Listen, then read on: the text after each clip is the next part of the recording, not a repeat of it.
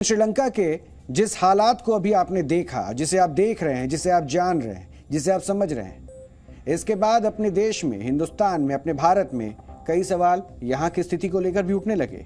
और आज कई लोग ये भी कह रहे हैं कि अगर भारत ने अपनी आर्थिक नीतियों में बड़े बदलाव नहीं किए तो भारत का हाल भी एक दिन श्रीलंका जैसा हो सकता है। लेकिन क्या आपको पता है, आज श्रीलंका जिस स्थिति में है, एक जमाने में भारत ने ऐसे ही आर्थिक संकट का सामना किया था और ये बात वर्ष 1991 की है। उस समय भारत के फॉरेन रिजर्व में $1 बिलियन की विदेशी मुद्रा ही बची थी। यानी उस समय भारत की आर्थिक स्थिति श्रीलंका से भी ज्यादा कमजोर थी, क्योंकि श्रीलंका के फॉरेन रिजर्व में अभी $2 बिलियन की विदेशी मुद्रा बची है, जबकि उस समय भारत का फॉरेन रिजर्व $1 बिलियन हो गया था। और इतनी विदेशी मुद्रा में भारत 15 दिन का ही आयात कर सकता था। लेकिन इसके बावजूद तब हमारे देश के लोगों ने श्रीलंका के आम लोगों की तरह राष्ट्रपति भवन पर कब्जा नहीं किया, सड़कों पर दंगे नहीं हुए और ना ही प्रधानमंत्री कार्यालय को श्रीलंका के आम लोगों की तरह तहस नहस किया गया। यह भारत के लोकतंत्र की खूबसूरती ही है कि हमारे देश के लोगों ने संकट की स्थिति में भी देश और अपनी सरकारों का पूरा साथ दिया है और अपना विश्वास टूटने भी नहीं दिया। और इसी विश्वास का नतीजा है कि आज भारत श्रीलंका और पाकिस्तान जैसे देशों से कहीं ज्यादा मजबूत स्थिति में है। आप ये भी कह सकते हैं कि भारत में वो कभी हो ही नहीं सकता जो आज श्रीलंका में हो रहा है। हमने कुछ आंकड़े आपके लिए निकाले हैं, पहले आप वो देख लीजिए। इस समय भारत का विदेशी मुद्रा भंडार 46,50,000 करोड़ रुपए का है, जबकि श्रीलंका का विदेशी मुद्रा भंडार सिर्फ 15,500 करोड़ रुपए का है और पाकिस्तान का विदेशी मुद्रा भंडार 77,420 करोड़ रुपए का है। विदेशी मुद्रा भंडार के मामले में चीन, जापान और स्विट्जरलैंड के बाद भारत दुनिया में चौथे स्थान पर है। यानी हम इस विदेशी मुद्रा भंडार के मामले में अभी मजबूत नजर आ रहे हैं, चौथे स्थान पर हैं। और आज अगर किसी वजह से भारत का विदेशी मुद्रा भंडार अस्थिर हो भी जाता है तो भारत इतने फॉरेन रिजर्व से भी अगले 10 महीने तक दूसरे देशों से आयात को जारी रख सकता है, जबकि श्रीलंका के पास सिर्फ इतना विदेशी मुद्रा भंडार है कि वो कुछ ही हफ्तों का आयात कर सकता है और पाकिस्तान सिर्फ 2 महीने का ही आयात कर सकता है। डॉलर के मुकाबले भारत का रुपया कमजोर जरूर हुआ है, लेकिन दूसरे देशों की तुलना में हमारी करेंसी अभी भी काफी मजबूत है। आज $1 भारत के 79 रुपए 60 पैसे के बराबर है और श्रीलंका के 357 रुपए 55 पैसे के बराबर है और पाकिस्तान के 210 रुपए 87 पैसे के बराबर है। इसके अलावा गोल्ड रिजर्व के मामले में भी भारत की स्थिति बहुत मजबूत है। भारत के पास 760 टन गोल्ड रिजर्व है, जबकि श्रीलंका के पास सिर्फ 1.5 टन गोल्ड रिजर्व भी बचा है। 2018 में श्रीलंका के पास 20 टन गोल्ड रिजर्व था, लेकिन 2021 में श्रीलंका की राजपक्षे सरकार द्वारा इसे बेचा गया और इस पर लोन लिया गया, जिससे श्रीलंका के गोल्ड रिजर्व में यह ऐतिहासिक गिरावट आई। हालांकि ऐसा भी नहीं है कि भारत के लिए कोई चुनौती नहीं है।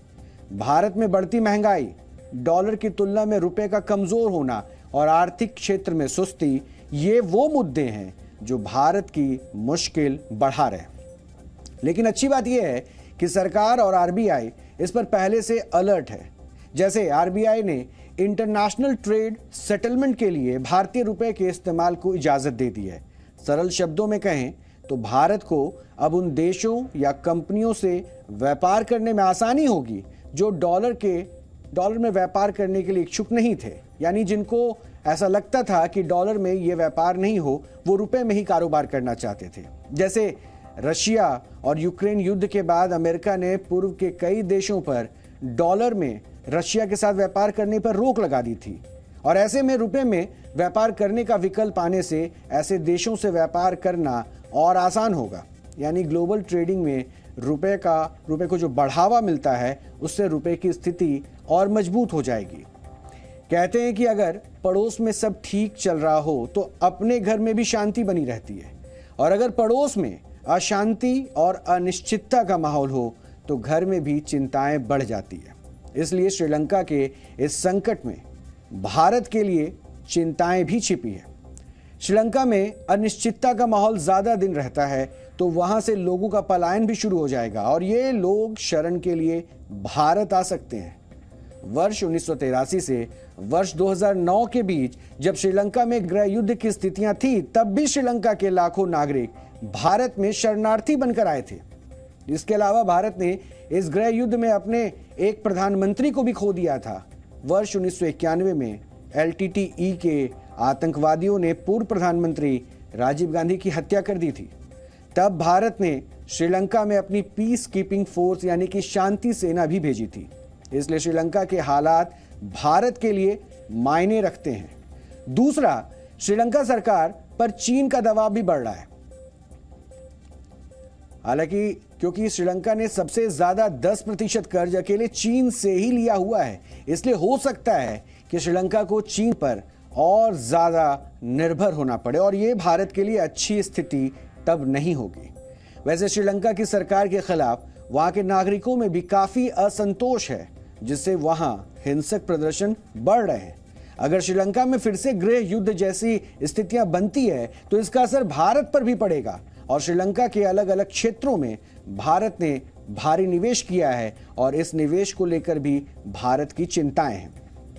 इन सब के अलावा श्रीलंका में राजनीतिक और आर्थिक अस्थिरता बढ़ने से भारत पर भी दबाव बढ़ेगा। अकेले इस साल में भारत श्रीलंका को 24,000 करोड़ रुपए दे चुका है और श्रीलंका चाहता है कि भारत उसकी और आर्थिक मदद करे। वैसे इस पूरे संकट में भारत के लिए एक और चिंता है।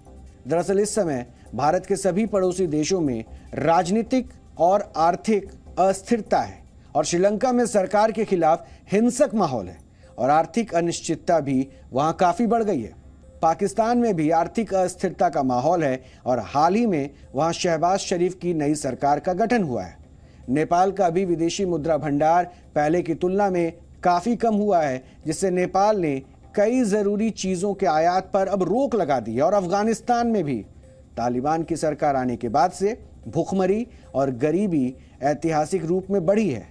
चीन भारत के इन तमाम पड़ोसी देशों का फायदा उठाना चाहता है और उन्हें एक छोटी मछली की तरह कर्ज के जाल में फंसाकर निगल जाना चाहता है।